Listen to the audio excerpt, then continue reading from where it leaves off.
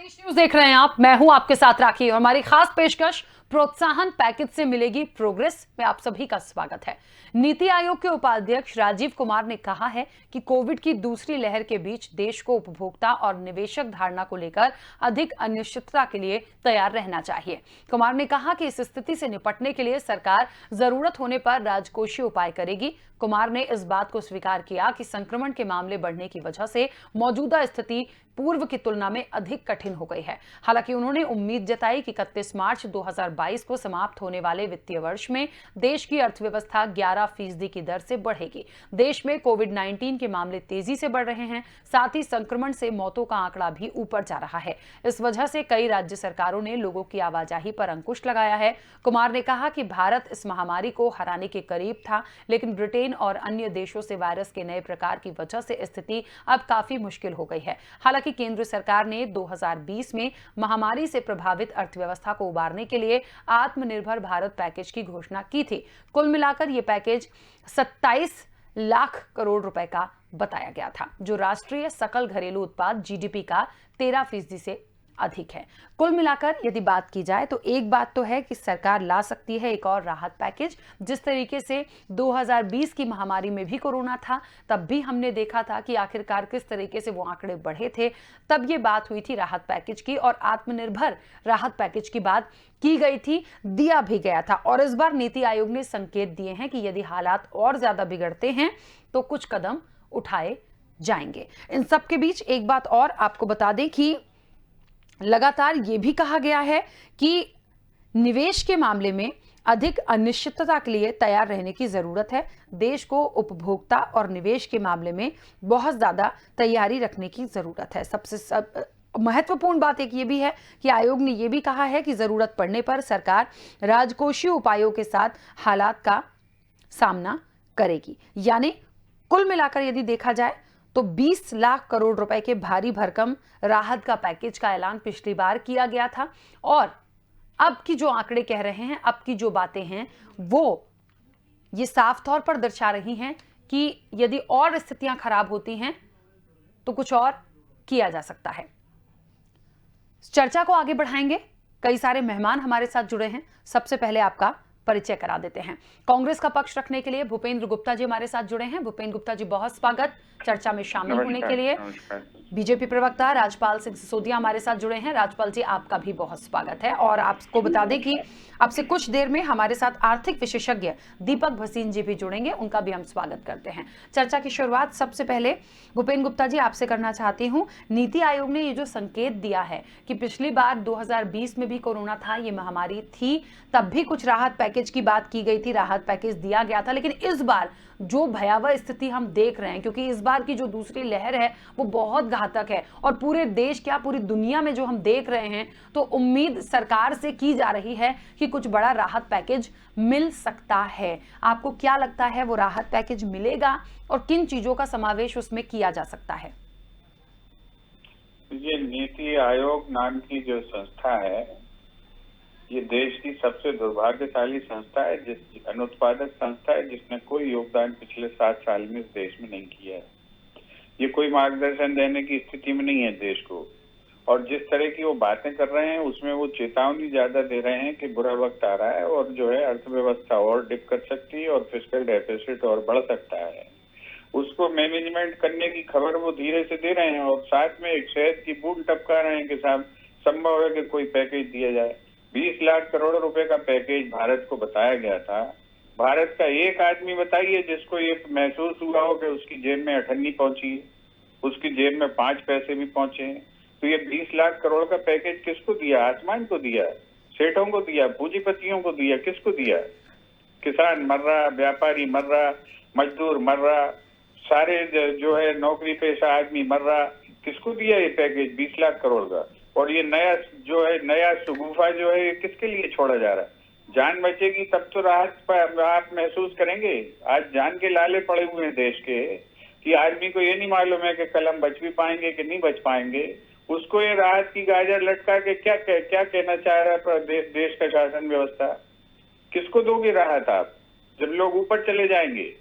ये जो समस्या है, जो काम करना चाहिए वो काम किया नहीं जा रहा है। देश में जो किया जा रहा है, 1 साल का समय मिला हमें कोविड से लड़ाई लड़ते लड़ते। जब पहली बार कोरोना आया था तब तो हमारे डॉक्टर्स को भी नहीं पता था कि इससे कैसे लड़ना है, लेकिन आज तो डॉक्टर्स के पास 1 साल का अनुभव है।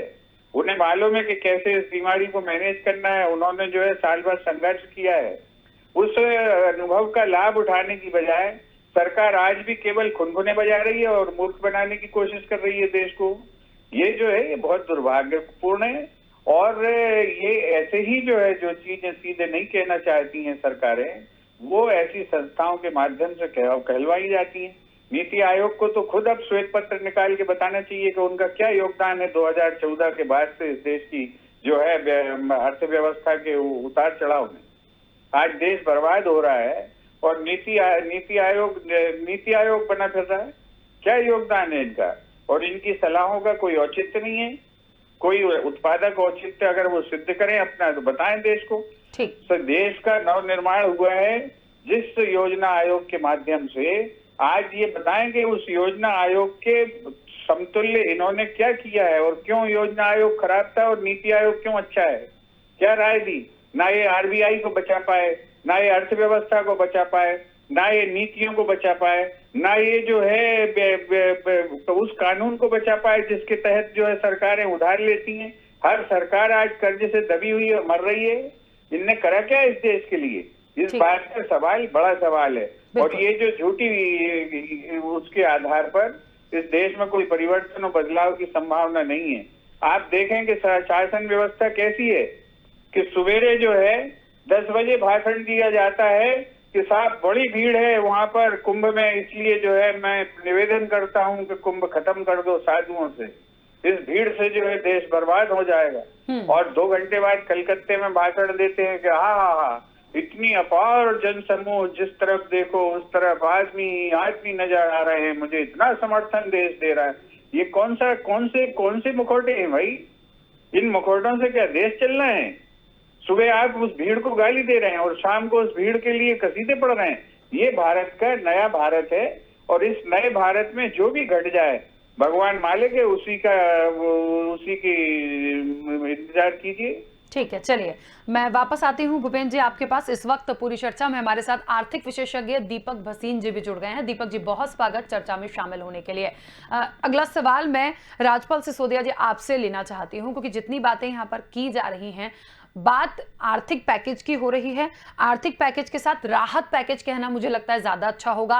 पिछली महामारी में भी हम 2020 की यदि बात करें तो वहां पर भी 20 लाख करोड़ रुपए के भारी भरकम पैकेज का ऐलान किया था, लेकिन भूपेंद्र जी भी ये बात बोल रहे हैं कि वो पैकेज गया कहां, क्या उतना लोगों को फायदा मिला? और आज भी यदि आप ये संकेत, क्योंकि नीति आयोग ने दिए हैं, देखिए वो पैकेज तो हमारे सामने आया नहीं कि हम इतना इस बार फिर दे रहे हैं, लेकिन संकेत है कि उसके लिए सरकार काम कर सकती है, करेगी काम, उस पर कोई दो राह नहीं है। अच्छी बातें करना चाहिए, लेकिन उतना फायदा भी लोगों को मिलना चाहिए, क्योंकि दूसरे स्टेट्स में आवाजाही अब बंद कर दी गई है। लॉकडाउन की तरफ हम चले गए हैं, आना जाना बसों पर, और हो सकता है आगे चल के ट्रेनों पर भी वो स्थिति हमें देखनी पड़ जाए। कोई भरोसा नहीं है, क्योंकि जिस हिसाब से स्थितियां चल रही हैं। तो कैसे इन चीजों से बाहर निकलेंगे, कैसे उस पैकेज की हम उम्मीद करें, किन चीजों को उसमें शामिल किया जा सकता है? नीति आयोग हमारे देश की एक बहुसदस्यीय वो संस्था है जो देश के राष्ट्रीय स्तर के हमारे आर्थिक विकास को लेकर नीति निर्धारण करने का काम करते हैं। उसमें थिंक टैंक्स जो रहते हैं वो सरकार को अपने मत से अवगत कराते हैं और किस प्रकार से देश की राष्ट्रीय स्तर पर आर्थिक व्यवस्थाएं और देश का सकल जो उत्पाद है और भी जो है वित्तीय संसाधन है वो किस प्रकार से व्यवस्थित बने रहे, ये उसका काम है। कांग्रेस का काम ये है कि कांग्रेस जब जब सत्ता से बाहर होती है तो वो अपनी मान्य जो संस्थाएं हैं उन मान्य संस्थाओं पे प्रहार करती है। जब वो चुनाव हारेगी तो वो भारत निर्वाचन आयोग पे प्रहार करती है। जब इंदिरा गांधी जी का चुनाव अमान्य घोषित कर दिया जाता है तो देश में इमरजेंसी लगा के सुप्रीम कोर्ट के निर्णय को पलटने का काम होता है। ऐसे कई सारे हमारे देश के अंदर उदाहरण है कि देश की मान्य संस्थाओं पे कांग्रेस जब सरकार से बाहर होती है तो प्रहार करती है। अगर भूपेंद्र भाई साहब प्रहार कर रहे हैं तो वो उनका एक मूल स्वभाव है और स्वभाव तो कोई बदलता नहीं है। अब मैं बात करूंगा इस विषय पे कि अगर हमारे देश में आज एक आपदा की परिस्थिति बनी हुई है, तो उस आपदा की परिस्थिति में राष्ट्रीय स्तर पर हमारी सरकारों का यह कर्तव्य हमारी सरकार का यह कर्तव्य हो जाता है कि कैसे हम उस आपदा में भी राष्ट्रीय स्तर पर हमारी इकोनॉमी को बना के रखें, कैसे हम जीडीपी के लिए काम करें, किस प्रकार से हम राष्ट्रीय स्तर के तमाम उन संसाधनों की व्यवस्थाओं को करने का काम करें जिनसे कहीं न कहीं हमारे राष्ट्र को गति मिलती रहे। तो उसको लेकर समय समय पर ऐसी जब आपदाएं आती है तो सुझाव आते हैं, और उन सुझावों में से जो सुझाव मान्य करने जैसे होते हैं उनको सरकारें मान्य करती है। पिछले दिनों जब हम कोविड की प्रथम लहर में थे, पहले चरण में जब कोविड के थे, तो उस समय भी हमारी सरकार ने देश को आर्थिक तौर पर विकराल परिस्थिति में ना पहुंचे या संभल जाए हमारा राष्ट्र, उस विपरीत परिस्थिति में भी तो संभालने का काम किया। जो सरकार बेस्ट कर सकती थी उस समय वो करने का काम किया। हमने 20,000 करोड़ उसका जो एक पैकेज हमने देने को देश को काम किया था। उसके बाद में अभी फिर द्वितीय चरण में हम कोविड के निश्चित तौर पर आज देश की अर्थव्यवस्था के सामने और तमाम संसाधनों के सामने जो है परिस्थितियों के सामने औद्योगिक स्तर से देखें या तमाम व्यवस्थाओं को देखें तो कहीं न कहीं देश के सामने फिर संकट है, आर्थिक तौर पे भी है, मानव जीवन को भी संकट है। तो ऐसी परिस्थितियों में हमारे उद्योग धंधे पटरी पे आ सके, हमारे देश की अर्थव्यवस्था पटरी पे बनी रहे, हमारी इकोनॉमी ठीक चलती रहे, हमारी बैंकिंग सही काम करती रहे, तमाम राष्ट्रीय स्तर के अंतर्राष्ट्रीय स्तर के जो हमारे इकोनॉमिकल दबाव है वो प्रेशर सारे व्यवस्थित चलते रहे। इसको लेके निश्चित तौर पर नीति आयोग भी अपनी सिफारिशें देगा, अन्य संस्थाएं भी अपनी सिफारिशें देगा, और उन संस्थाओं और उन नीति आयोग की उन सिफारिशों में से अच्छा क्या हो सकता है उसको करके हमारी सरकार पैकेज भी लाएगी। हमारी सरकार जनता के साथ भी खड़ी है।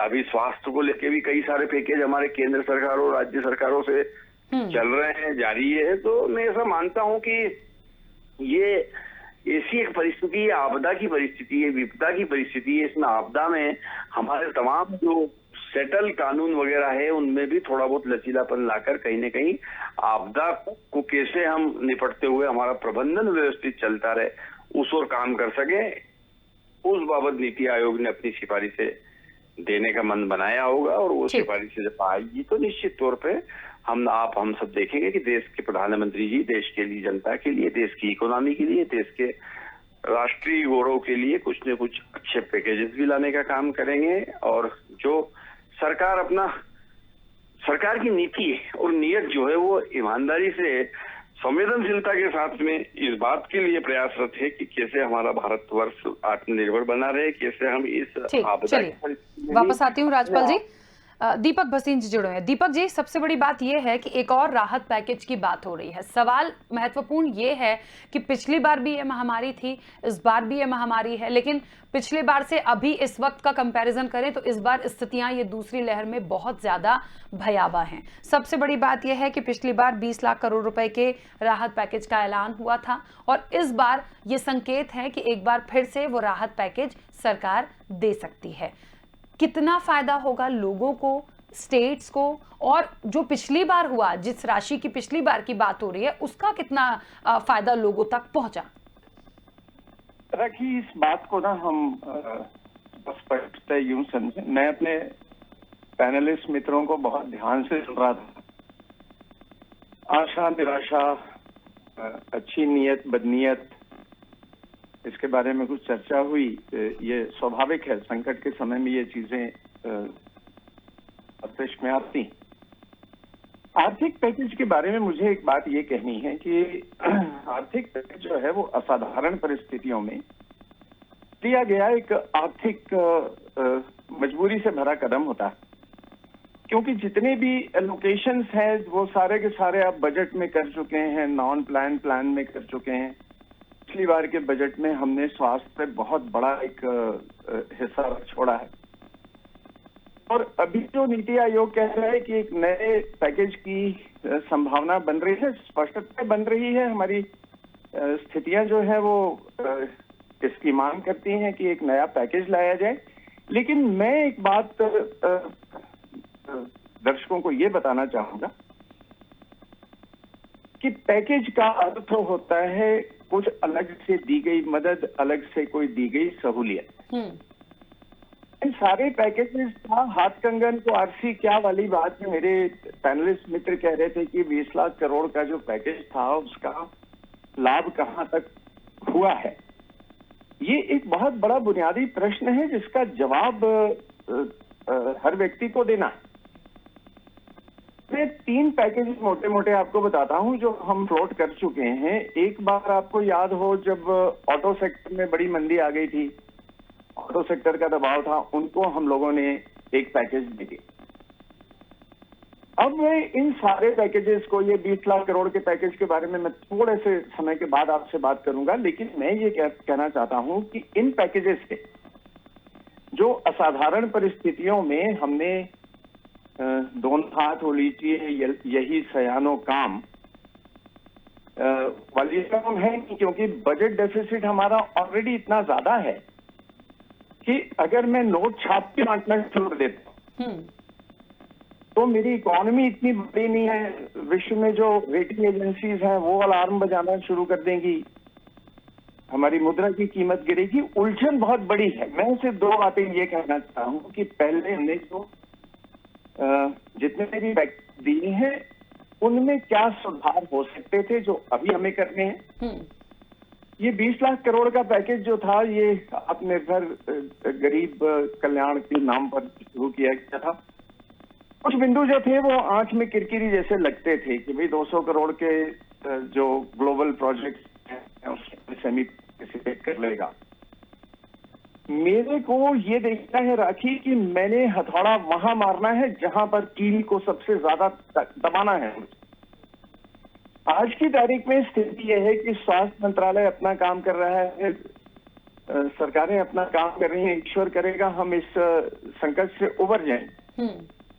आर्थिक मोर्चे पर सीधी सी बात यह है कि नोट छाप के बांटने की गुंजाइश नहीं। जो भी पैकेज आएगा वो बजट डेफिसिट को बढ़ाकर आए। बजट डेफिसिट को बढ़ाने का मतलब है विश्व समुदाय में हम एक कमजोर राष्ट्र की तरह खड़े हैं और एक ईश्वर करे ये थोड़े बहुत कम समय के लिए होगा, इकोनॉमी फिर रिवाइव हो जाती है। आपको याद हो पिछले बार की जो कोरोना का संकट था उसके बाद भी हमारा जीएसटी जो है वो 1 लाख करोड़ के लक्ष्य को प्राप्त करता रहा। तो मैं कहना चाहता हूं कि यदि अभी कोई जाता है, ईश्वर के लिए एक बात को याद रखिए, शब्दों की आंकड़ों की लफाजी नहीं है। पैकेज जो है वो महसूस होना चाहिए उस व्यक्ति को जो कतार का अंतिम व्यक्ति है। ठीक। हम सब बागवानी करते हैं, हमें पता है कि छोटे पौधे को झारे से पानी दिया जाना आवश्यक होता है। मैं चाहता हूं कि इस पैकेज में सरकार यदि उचित समझे तो सबसे पहले एमएसएमई की डेफिनेशन को बदले, उसमें सिर्फ उत्पादन की यूनिट्स जो है वो आए, क्योंकि उत्पादन से रोजगार बनता है, रोजगार से लोगों की आय बढ़ती है, उनकी क्रय क्षमता बढ़ती है और इससे बाजार चलता है। मैं स्पष्टतः ये कहना चाहता हूं कि देश की जो आर्थिकी है वो सरकारें नहीं चलाती। राखी जितना गवर्नमेंट स्पेंडिंग है उतनी तो हम आप स्पेंडिंग 2 महीने 3 महीने कर रहे हैं।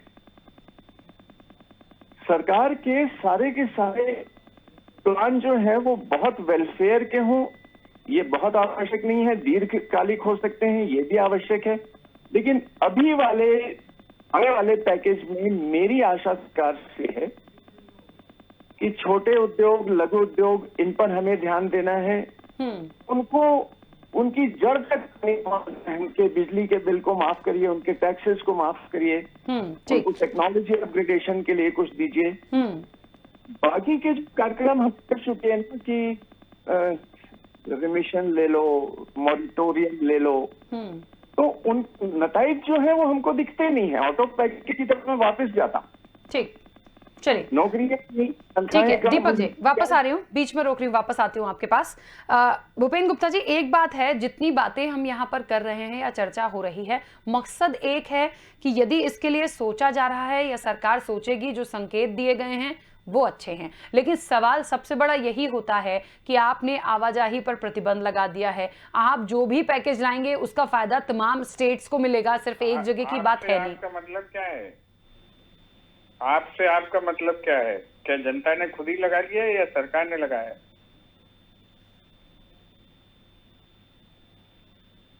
हेलो भूपेन गुप्ता जी। जी, मैं आपसे पूछ रहा हूँ, आपने कहा कि आप, तो आपका मतलब क्या है? सरकार की जनता? आपसे ना व्यक्तिगत आप ना मैं, तमाम लोगों के लिए है कि हम यदि ये सोचें कि यदि सरकार कहती है। मेरी बात तो सुन लें जो मैं कहना चाहता हाँ, हूँ। बताइए। आप जो है ये मत समझिए कि मैं कोई आपसे कह रहा हूँ। फैसले कौन लेता है? सरकार लेती है कि जनता लेती है? ये आप भी भली भांति जानते हैं और हम भी जानते हैं। वही मैं कह रहा हूँ, इसलिए इस आपको जो है सरकार तक ही सीमित रखिए। और दूसरी चीज, मैं जो है भसीन साहब से बातचीत इनकी सुन रहा था, मैं बड़ी अच्छी बातचीत वो कर रहे हैं। ये बताएं कि 23% माइनस की अर्थव्यवस्था में आज जब नोटबंदी लगी थी तब जो है 16 लाख करोड़ रुपया जो है कैश था। आज 28 लाख करोड़ की जो है ऑफिशियल फिगर्स आ रही है। 12 लाख करोड़ रुपया कहाँ से आया है? ये क्या, ये बताएं एक चीज। दूसरी चीज ये बताएं कि 20 लाख करोड़ का पैकेज इन्होंने कहा कि इसमें से जो है मैक्सिमम गया ऑटो सेक्टर इंडस्ट्री में। तो क्या ऑटो सेक्टर इंडस्ट्री में जो है रीएम्प्लॉयमेंट हुआ? वहां पर छटनी क्यों हुई?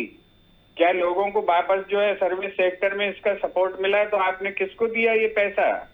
और इस पैसे का जो है जो यूटिलाइजेशन क्या है? ये जो है ये किसको अपन सिर्फ जो है मीठी मीठी बातें करके किसको समझाना चाह रहे हैं अपन? अगर ऑटो सेक्टर में पैसा गया है तो नौकरियां क्यों नहीं बढ़ी? ये सवाल आना चाहिए सामने। लाखों मजदूर जो है पैदल क्यों आए घर पर? बिल्कुल, ये सवाल आना चाहिए सामने। किसको दिया पैकेज आपने? ये पैकेज जो है ये सिर्फ हवाबाजी, सिर्फ बातें। आज जो है 23% माइनस की अर्थव्यवस्था लेकर हम बैठे हैं और कह रहे हैं कि 13% जीडीपी का हम दे सकने की क्षमता रखते हैं। कहाँ से लाएंगे ये जरा समझाएं। और ये प्लान और नॉन प्लान की बात कर रहे थे। सरकार तो नॉन प्लान एक्सपेंडिचर को दिखाना कब का बंद कर चुकी? क्या दिखाया जाता है बजट में नॉन प्लान एक्सपेंडिचर? क्या वो हेड बचा है अब जो है बजट में? सीधी साफ और सीधी सपाट बात करना चाहिए। देश को ये लच्छेदार बातों में कब तक हम भरमाएंगे? देश बर्बाद हो चुका है और बर्बाद किया जा रहा है। और इस बर्बादी के हिस्सेदार वो बुद्धिजीवी भी हैं जो इन्हें ढांकने की किसी न किसी तरीके से कोशिश करते हैं। आज स्थिति ये है कि हम दवा नहीं दे पा रहे हैं अपने अस्पतालों में। जिस संविधान में हमें हमारी जीवन रक्षा करने का मौलिक अधिकार दिया गया है, उस प्रदेश में हमें ये नहीं मालूम है कि हम जो है उस देश में नहीं मालूम है कि हम अस्पताल जाएंगे तो हमारी वहां जीवन की रक्षा होगी। आज जो है केंद्रीय मंत्री है बीके सिंह, वो रो रहे हैं ट्वीट डाल के कि मेरा भाई जो है मर रहा है, और डीएम साहब को ट्वीट करके कह रहे हैं कि उन्हें एक बिस्तर दिलवा दो। ये स्थिति इस देश की पैदा हो गई है। और अब उस देश को आप अब जो है डमरू बजा के जो है झांसा दोगे पैकेज का। ये केंद्रीय मंत्री बीके सिंह जो इस देश का सेनापति था, वो ट्वीट करके कह रहा है कि मेरे भाई को बिस्तर दिलवा दो। ये हालात इस प्रदेश की बन चुकी है और उस देश को हम जो है सिर्फ जुमले और छल्ले देना चाहते हैं। ये सवाल जो है बड़ा सवाल है। और हर चीज को जनता पर ढोलकर, अरे आप निकल आए थे मुंह बाहर निकाल के इसलिए मर रहे हो। सरकार क्या कर रही थी? सरकार ने कहा कि हमने जीत हासिल कर ली है, बाहर निकलो, लोग बाहर निकल आए। सरकार ने कहा कि हमने जो है कोरोना को निपटा दिया है, लोग बाहर निकल आए। सरकार ने कहा कि हमारे पास, हमने तो जो है पूरी दुनिया हमारी तरफ देख रही है, हमने तो जो है बना लिया सब कुछ, जनता बाहर निकल आई। और आप उसको जो है गाली देके अपने आप का बचाव करते हो। सरकार कभी इंट्रोस्पेक्शन करेगी, अपने अंदर झांकेगी कि उसने क्या क्या किया इस देश में? किसान के पास तो पैसा नहीं पहुंचा, उसका तो जो है दाना पानी 4 गुना महंगा हो गया, उसे बिजली महंगी मिल गई। आपने बिजली वालों को पैकेज दिया, जितने डिस्कॉम को पैसा दिया, सर बताएं हमें, भसीन साहब ही समझा दें कि किस प्रदेश में बिजली सस्ती हो गई है। बिजली की कीमतें जो है 1.5 गुनी हो गई हैं। क्यों हो गई हैं? आप जो है कंजम्पशन नहीं है देश में, खपत नहीं है देश में, और इन्फ्लेशन है। ये आप एज ए इकोनॉमिस्ट समझाइए ये कौन सी परिस्थिति है देश की। ये चीज समझाइए देश को कि जब देश में कंजम्पशन नहीं है, डिमांड नहीं है, इन्फ्लेशन बढ़ रहा है। क्यों बढ़ रहा है? ये तो पूरी अर्थशास्त्र की किताब ही बदल गई है। ये समझाओ ना देश को। एक हिस्ट्री का आदमी बैठा हुआ आरबीआई में, देश के बुद्धिमानों को कहीं समझे कि इस पर सवाल खड़ा करें। ठीक, ये बात कोई नहीं कर रहा है, करेगा, और ना कोई कर रहा है। इसका जवाब लेंगे। ऐसा करते रहिए और काम करते रहिए, बस हो गया। बिल्कुल, क्योंकि आर्थिक विशेषज्ञ इसका जवाब लेंगे, लेकिन उससे पहले राजपाल सिसोदिया जी जुड़े हुए हैं। राजपाल सिसोदिया जी, बहुत सारी बातें, देखिए हाँ, एक बात बिल्कुल सही है कि कितना पहले दे दिया गया, अब बात आगे की जा रही है और हालात कुछ और बने हुए हैं, हम कितना आगे जा पाएंगे और उसका क्या पूरा ब्यौरा सामने होता है। राजपाल जी, मेरी आवाज पहुंच रही है आप तक? जी पहुंच रही है, बताइए। देखिए, देश की अर्थव्यवस्था को सुदृढ़ करने का काम सरकार का है और सरकार उस काम को करने का काम कर रही है। कांग्रेस विपक्ष में है, इस नाते उनके पेट में दर्द होना स्वाभाविक है। उन्होंने तो वित्तीय प्रबंध को जानने वाले अर्थशास्त्री को ही देश का प्रधानमंत्री बना के भी 10 साल देख लिया और उसके बाद भी देश की आर्थिक स्थिति कहां से कहां पहुंची है सबने देखा है। हमारी सरकार जब से बनी है, जब से केंद्र में माननीय नरेंद्र मोदी जी की सरकार बनी है, आर्थिक मामलों में विशेष करके वित्तीय संसाधनों का रिनोवेशन करने का काम हमारी सरकार ने किया, चाहे वो नोटबंदी के माध्यम से किया हो, चाहे जीएसटी के कानून में सुधार करके लागू करने का काम हमने किया, और चाहे कई सारे कानूनों में आमूलचूल परिवर्तन करने का काम हमने किया है। देखिए, अभी तक अर्थशास्त्र की किताब मनमोहन सिंह जी पढ़ाते थे और वो कांग्रेस के लोग पढ़ते थे और देश उसको देखता था, परंतु कहीं न कहीं जब देश में सत्ता परिवर्तन का काम हुआ तो बहुत सारी चीजों में बदलाव करने का काम हमारी सरकार ने किया और उस बदलाव के सार्थक परिणाम भी आने लगे। ये बात अलग है कि इसी बीच में कोविड जैसी महामारी आ गई वैश्विक स्तर पर, यह किसी भी सरकार के द्वारा सोचा हुआ नहीं था और ना ही हमारे इस बारे में कभी सोचा था कि ऐसी महामारी आने का काम। भाई को बेड कब तक मिल जाएगा गाजियाबाद में, जरा इसका जवाब तो दे दो। आपकी सरकार बहुत महान सरकार है, विश्व की सबसे अच्छी सरकार है, तो अपने केंद्रीय मंत्री के भाई को बेड कब तक दिलवा दोगे? धन्यवाद उसके लिए कि आप विश्व की सबसे अच्छी सरकार कहने का। हाँ, तो ये बेड कब तक दिलवा दोगे, ये बता दो जरा। हाँ, बेड भी दिलवाएंगे। दिलवा। बीके सिंह जी रो रहे हैं, जरा उनके ट्वीट पढ़ लो अभी, जरा वहीं पे बैठे बैठे का काम वहीं बैठे बैठे उनके ट्वीट पढ़ लो, तुम्हारी असली सूरत उसमें दिख जाएगी। पढ़ लो आप अभी, बीके सिंह का ट्वीट निकाल के पढ़ लीजिए आप, बेड भी भाजपा पढ़ लीजिए उसको, फिर उसके बाद जवाब दीजिए। भूपेन्द्र जी भाई जवाब दीजिएगा जरूर उसको, बहुत जरूरी है, पढ़िए आप। इस देश का डालिए, बौखलाइए मत आप, और बिल्कुल बेड भी दिलाने का काम। देश का सेनापति था वो, इतना असहाय और निसहाय है तुम्हारी सरकार में, ये देख लो जरा। निश्चित तौर पर बेड हम ही दिलाएंगे साहब, आप चिंता ना करें। आप देख लो, उसको पढ़ो, फिर उसका जवाब दो। ये सब ये डायलॉग बाजी बंद करो। इसके लिए कादिर खान ठीक है फिल्म इंडस्ट्री में, और आपके एक कादिर खान काफी है देश के लिए। आप तो जो है इसमें आना और सच और झूठ के जवाब दीजिए आप। कि बीके सिंह जैसे आदमी को आपकी सरकार बेड नहीं दिलवा पा रही है, राजधानी से 40 किलोमीटर दूर गाजियाबाद में, ये तुम्हारी सरकार का असली चेहरा है। और 12 लाख करोड़ रुपया इस इकोनॉमी में अलग कहां से आए, लिक्विडिटी, ये इसका जवाब दो आप, और भसीन साहब से दिलवा दो। 28 लाख करोड़ हो गए, ये 16 लाख करोड़ कहां से आ गए पैसे? क्या नोट छप रहे हैं क्या? जवाब दो इसका। 78 रुपए पे डॉलर, आपका 78 रुपए पे डॉलर के अगेंस्ट आ गया रुपया, इसका जवाब दो जरा। कैसे आ गया ये जो हमारी मुद्रा डिवैल्यूएट कैसे हो गई? 58 से 78 की रेंज में है अभी, इसका जवाब दो जरा। आप बहुत ज्ञानी लोग हो, आपने अर्थव्यवस्था की पूरी किताब बदल दी है, चलिए तो इसका जवाब दीजिए जरा। सवाल कई सारे भूपेन्द्र जी, ठीक है, इनका पक्ष आने दीजिए।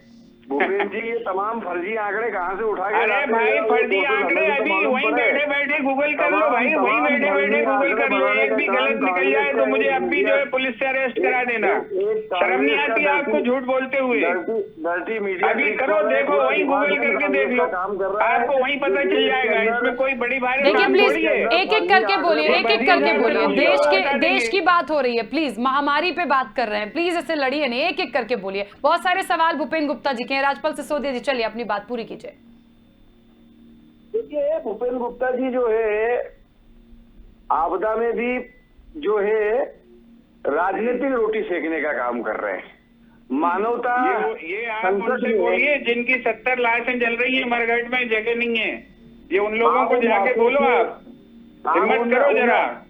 जिनके घर के लोग वहाँ जो है वेटिंग में लाशें रखी हुई हैं, शव रखे हुए हैं, उनको बताइए ये बात कि भूपेंद्र गुप्ता जी गलत कह रहे हैं। जान चुकी है, देश और प्रदेश की जनता आपके और आपके बेशर्म लोगों की सरकार है। चुकी है।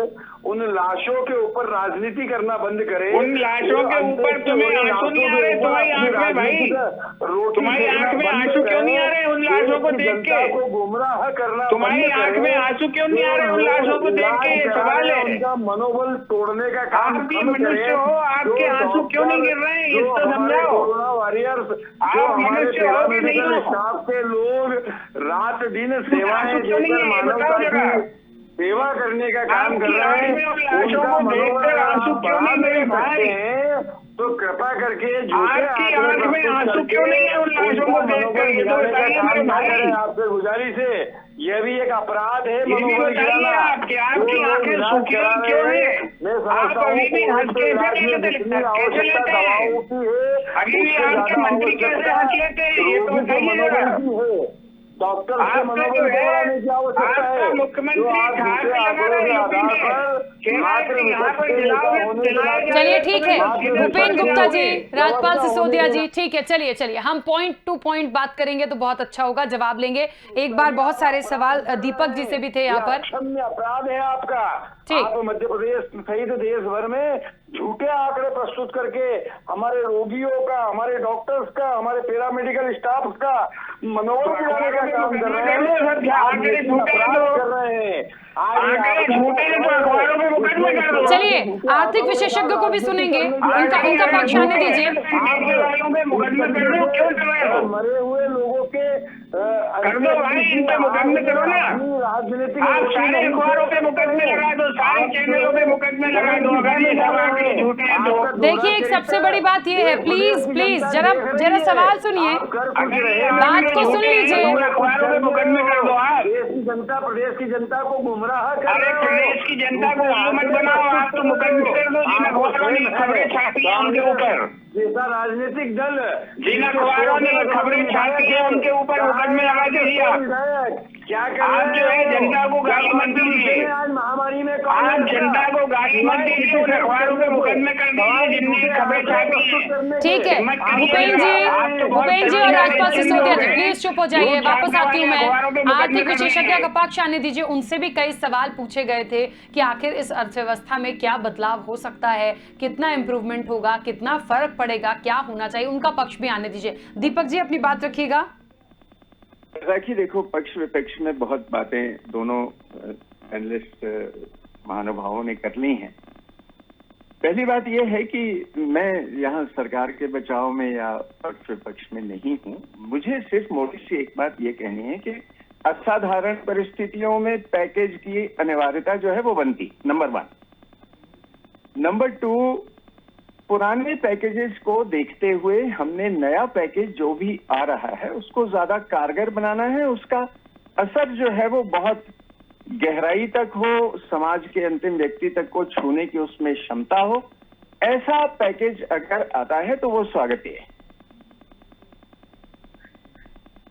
आएगा कहां से, ये स्थितियां सबके सामने हैं। बजट घाटा हमारे पास कितना है और उसके लिए अलग से कोई प्रावधान किया जाना है। सरकारें करती हैं संकट काल में पैकेजेस की घोषणा, कुछ नया नहीं हो रहा। क्योंकि पैकेज आया नहीं है इसलिए ये कह पाना मुश्किल है कि वो किस सेक्टर को संबोधित करेगा, कौन से क्षेत्रों को ज्यादा प्रभावित करेगा। आशा की जानी चाहिए कि ये नया पैकेज हमारी इस महामारी की स्थिति में हमारे आम लोगों के लिए कुछ मदद कर पाए, ऐसी मेरी कामना है। बिल्कुल दीपक जी, और इसीलिए ये चर्चा का विषय बना है। बात तो यही हो रही है कि जो पिछले बार के पैकेज की बात थी, क्या उसका उतना फायदा लोगों को मिला, उन राज्यों को मिला, और अभी तो नया पैकेज आया नहीं है, सिर्फ संकेत दिए हैं। तो इस बात के लिए ही तो बात हो रही है, डिस्कशन हो रही है कि क्या उसका इतना फायदा मिल जाएगा, और उस पैकेज से पहले जो तमाम भयावह स्थिति हम देख रहे हैं उससे निपटना भी बहुत जरूरी है। देखिए, स्थितियां भयावह हैं, इसमें संदेह नहीं। इन स्थितियों के कारण ही किसी पैकेज की आवश्यकता सरकार को लग रही है। जब तक वो पैकेज आता नहीं है, राखी, उसके गुण दोषों की कोई चर्चा करना इसलिए ठीक नहीं होगा कि जब तक कागज पे आता नहीं है कि इस पैकेज में क्या है। लेकिन पूर्व वाले पैकेज जो है उनसे हमें सीखने की जरूरत है, इसमें कोई संदेह नहीं। बिल्कुल। पूर्व में जो पैकेजेस आए थे वो कितने प्रभावशाली रहे, उनका मूल्यांकन इस बात से पहले कर लिया जाना चाहिए जब हम नया पैकेज लाने की बात कर रहे हैं। अच्छा दीपक जी, क्योंकि आप आर्थिक विशेषज्ञ हैं, आज जिस तरीके से नीति आयोग की तरफ से जो संकेत आए हैं, उन्हें ये लगता है कि इतनी खराब स्थिति होने के बावजूद इस वित्तीय वर्ष में भारत की अर्थव्यवस्था, यदि ये पैकेज आता है, तमाम चीजें आती हैं, तो 11% तक बढ़ जाएगी। ऐसा लग रहा है आपको स्थितियां अभी देख के? राखी, देखो, हमने 11% की ग्रोथ तब भी देखी है जब हमारी अनएम्प्लॉयमेंट का आंकड़ा भी बढ़ रहा था। हमने 8% की वो भी ग्रोथ देखी है जब सब कुछ ठीक चल रहा था। आर्थिकी में वृद्धि की जो बातें हैं, कम से कम विकासशील देशों में, उसके बारे में बहुत ज्यादा खुशफहमी पालने की जरूरत नहीं है। सिर्फ एक उम्मीद जिस पर मैं विश्वास करता हूं कि भारत एक बहुत ऊर्जावान देश है। हमारे पास कई किस्म की मिट्टियां, कई किस्म के मौसम, अपने उद्योग, अपने लोग, तो ये ऊर्जा जो है ये काम आती है। मैं बहुत ज्यादा आशान्वित नहीं हूं कि हम 11% की ग्रोथ रेट को प्राप्त कर लेंगे। मैं इस बात की इच्छा रखता हूं कि हम 11 क्यों 13% की ग्रोथ की आशा करें, लेकिन ये ख्याली पुलाव हैं, कहीं के अनुमान हैं। दुनिया में बहुत सी एजेंसीज हैं जो इस बात का अनुमान देती हैं कि किस देश की वृद्धि दर क्या हुई। मुझे लगता है कि अभी की स्थितियों में जब हमारी आर्थिकी डगमगाई हुई है, सामाजिकी डगमगाई हुई है, हमारी स्वास्थ्य सेवाएं डगमगाई हुई हैं, ऐसे परिदृश्य में हमें एक अच्छे पैकेज की आवश्यकता होगी, और वो उसके गुण दोषों की चर्चा तभी हो पाएगी जब वो पैकेज आता है। ठीक, चलिए भूपेन गुप्ता जी, अब आप अपनी बात रखिएगा।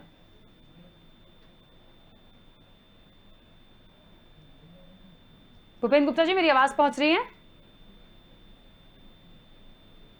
चलिए, भूपेन गुप्ता जी से हमारा संपर्क टूट गया है। राजपाल सिसोदिया जी हमारे साथ जुड़े हुए हैं। राजपाल जी, ये बात बिल्कुल सही है कि पैकेज अभी हमारे और आपके बीच में नहीं है, लेकिन जब भी होगा जनता के बीच होगा, उम्मीद उससे बहुत होगी। लेकिन हाँ, इन सब से इस कहते हैं ना कि प्रोत्साहन या राहत पैकेज की हम बात करें, इससे इतर देखें तो जो स्थितियां फिलहाल बनी हुई हैं उनको पूरा करना भी बहुत जरूरी है।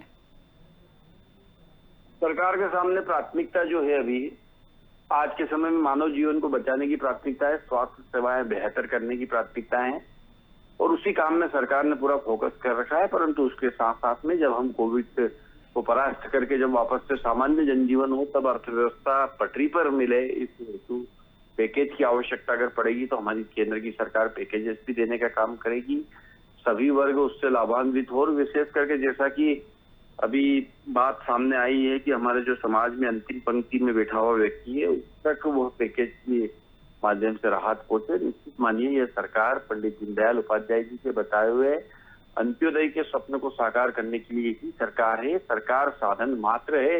इस साधन से हम उस गरीब व्यक्ति जो अंतिम पंक्ति में बैठा हुआ है, सरकार की योजनाओं की राह जो रहा है, उस तक हम सरकारी योजना के माध्यम से उसका जीवन स्तर बेहतर कर सके, इसी कार्य को करने के लिए संकल्पित है। और आप देखेंगे कि केंद्र की सरकार आने वाले समय में इस प्रकार के सारे वो प्रयास करेगी जिससे देश की जनता, विशेष करके हमारा सभी वर्ग उससे लाभान्वित हो सके, अर्थव्यवस्था पटरी पे बनी रहे, यहाँ के उद्योग धंधे व्यापार फिर से व्यवस्थित चल सके। इन सब बातों को ध्यान में रखते ही केंद्र की सरकार अभी नीतियां लाएगी, अभी पैकेजेस लाने का काम करेगी। ठीक है। अच्छा, एक बात और राजपाल सिसोदिया जी, देखिए अभी वो राहत पैकेज कब आएगा, क्या कितना आएगा, ये बात की बात है, निश्चित तौर पर माना, लेकिन आज ये चर्चा इसलिए भी हो रही है क्योंकि पिछले पैकेज में कितना फायदा लोगों को पहुंचा ये बहुत महत्वपूर्ण था। दूसरा ये कि बार बार ये कहा गया इस बार कि हम लॉकडाउन की तरफ रुख नहीं करेंगे, लेकिन वो स्थितियां बनी हैं, मजबूरी कह लीजिए या कुछ भी कह लीजिए, अब फिलहाल कोई तीसरा विकल्प दिखता नहीं है। लगातार हम उस स्थिति में जा रहे हैं और लोगों का पलायन फिर से शुरू हो गया है। रेलवे स्टेशन पे भीड़ देखी जा रही है, लोग अपने एक बार फिर से घरों की तरफ रुख कर रहे हैं और पिछली बार भी यही सब चीजें हुई थी। अब ऐसी स्थिति में जो लोग लॉकडाउन में दुकानें बंद रखेंगे, जिनका व्यापार रुकेगा, उन लोगों की भरपाई करना भी पहले बहुत जरूरी है। तो उसके लिए क्या सोचा जाएगा, क्या किया जा सकता है, या फिर वो जो राहत पैकेज के संकेत आ रहे हैं उसी में से भरपाई होगी? देखिए, जैसा मैंने बताया कि जब आपातकाल होता है, इस प्रकार की कोई विपत्ति में मानव जीवन संकट में फंसा हुआ रहता है, तब प्राथमिकताएं परिवर्तित हो जाती है। और आज की प्राथमिकता जो है चिकित्सा सुविधाओं को बेहतर करने की और हर रोगी तक जो है चिकित्सा व्यवस्थाएं और दवाई पहुंच सके, उस ओर सरकारों का ध्यान है, चाहे राज्य सरकार हो चाहे केंद्र सरकार हो। परंतु जैसे ही स्थिति सामान्य होगी तो आपने जो बताया इन सब पहलुओं को सामने रखकर आर्थिक तौर पर कैसे व्यवस्थित वापस से किया जा सके पूरा, उस तरफ काम करने का काम भी सरकार करेगी। परंतु आज की तारीख में जो है प्राथमिकताएं जो है वह मानव जीवन को बचाने की प्राथमिकता है। कैसे हम ज्यादा से ज्यादा जानों को बचा सके, उस ओर सरकारें काम कर रही है। ठीक है, भूपेंद्र गुप्ता जी एक बार फिर हमारे साथ जुड़ गए हैं। भूपेंद्र गुप्ता जी, देखिए, दो बातें बहुत स्पष्ट हैं जो मैंने राजपाल जी से भी जाननी चाहिए हैं कि अभी फिलहाल जो उथल पुथल दिख रही है, सब अस्त व्यस्त दिख रहा है, उसको समेटना बहुत जरूरी है। क्या लगता है विपक्ष में होने के नाते भी एक कोई ऐसा सुझाव जो सरकार को सबसे पहले करना चाहिए, या फिर पूरी की पूरी उम्मीद राहत पैकेज से ही कर ली जाए, क्या ये ठीक होगा? ये विपक्ष से कोई राय मांग रहा है क्या? पूरे देश में कहीं भी देख लीजिए, प्रधानमंत्री ने कोई बैठक बुलाई हो तो बता दें, मुख्यमंत्री जी ने बुलाई हो तो बता दें, या किसी भी भाजपा शासित राज्य में बुलाई गई हो तो आप बता दें। तो ये विपक्ष क्या करे? विपक्ष ऑक्सीजन की मशीन तो बन नहीं जाएगा, या विपक्ष जो है अर्थव्यवस्था का जो है इंजन नहीं बन जाएगा। विपक्ष क्या करेगा? विपक्ष तो जो हालात है अभी, जो सबसे बड़ी कि झूठ आप कितने भी बोल दीजिए, खुश कर दीजिए लोगों को मदारी की तरह डमरू बजा के। एक बहुत छोटी सी बात बता देता हूँ, ये राजगोपाल सिसोदिया जी जरा उस पर जो है मशक्कत करके पता करें और फिर जवाब दें। अभी यहाँ उछालने भरने की चक्कर न करें कि जिन इंडस्ट्रीज को MSME की चर्चा कर रहे थे भसीन साहब, उनका बिजली का बिल क्या माफ हुआ? 6 महीने इंडस्ट्री बंद रही और जो मिनिमम बिजली का बिल उनका बनता है वो भी माफ नहीं किया सरकार ने। और आपको पता है कि वो कितना बिल बनता है? अगर एक रोलिंग मिल किसी ने डाल रखी है तो 20-20 लाख रुपए का उसका बिल आता है बिजली का मिनिमम। बिना फैक्ट्री चले अगर 6 महीने का लगा लें तो क्या 1 करोड़ रुपया किसी अपनी कैपिटल, वर्किंग कैपिटल में से निकाल के कोई आदमी अगर बिजली का बिल भरेगा तो उसकी इंडस्ट्री चल सकती है क्या? इसका जवाब देंगे क्या इनके ज्ञानचंद जी? और वो दे देंगे अपने नीति आयोग वाले। जो ब्याज जो है 6 महीने के लिए पोस्टपोन किया था सरकार ने पैकेज के नाम पर, ये झूठ तो देखिए आप, क्या वो ब्याज माफ हुआ है? 6 महीने किसी की फैक्ट्री नहीं चली, उसने अगर लोन ले रखा है, बैंकों को पैकेज दिया, तो क्या आपने बैंकों से वो माफ करवा दिया क्या ब्याज? ये इसका जवाब कौन देगा? ब्याज तो भर रहा है आज वो MSME मर के भर रहा है। आपने कहा था कि आप 3 महीने की तनख्वाह देनी पड़ेगी आपको अपने मजदूरों की, आप उनको निकाल नहीं सकते, सरकार इसमें कंपनसेट करेगी। क्या इस पैकेज से उसको कंपनसेट किया आपने? ये फर्जीवाड़ा करके आप देश को उल्लू बनाना चाहते हो। देश कहाँ खड़ा है? देश आज मर इसलिए रहा है क्योंकि आपने जो है एक सिर्फ प्लान दिखाया, झांकी दिखाई, इसलिए उसके रिजल्ट नहीं आए, क्योंकि आपने वो एक्चुअल में किया ही नहीं है। वर्चुअल है, ये घोषणा है, बस एक्शन क्या है उस पर? ये चीज जरा समझानी पड़ेगी। ये तो मैं आपको छोटी छोटी चीजें बता रहा हूँ। सरकार ने कहा था कि आप अगर फैक्ट्री चलाना चाहते हो तो आपको मजदूरों को अपने प्रेमाइसेस में रखने की व्यवस्था करनी पड़ेगी। सरकार ने कहा था कि अगर आप फैक्ट्री चलाना चाहते हो और आपके मजदूर को कोरोना हो गया तो उसकी पूरी जिम्मेवारी आपकी होगी, आपको जेल भेज दिया जाएगा।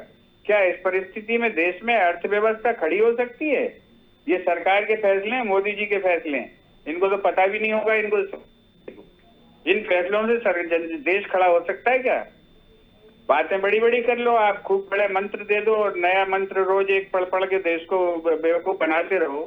ये वास्तविकताएं ये है देश की, इन पर हमें सवाल जवाब करना चाहिए, अपनी आत्मा में भी झांकना चाहिए। इनका भी देश है, राजेंद्र सिसोदिया जी का, मेरा भी देश है, आपका भी देश है राखी जी। बिल्कुल, हमें अपनी आत्मा में झांकना पड़ेगा कि ये बातें क्या सच हैं।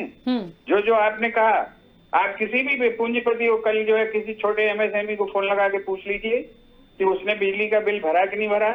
आज बिजली का बिल 1.5 गुनी दर से भर रहा है।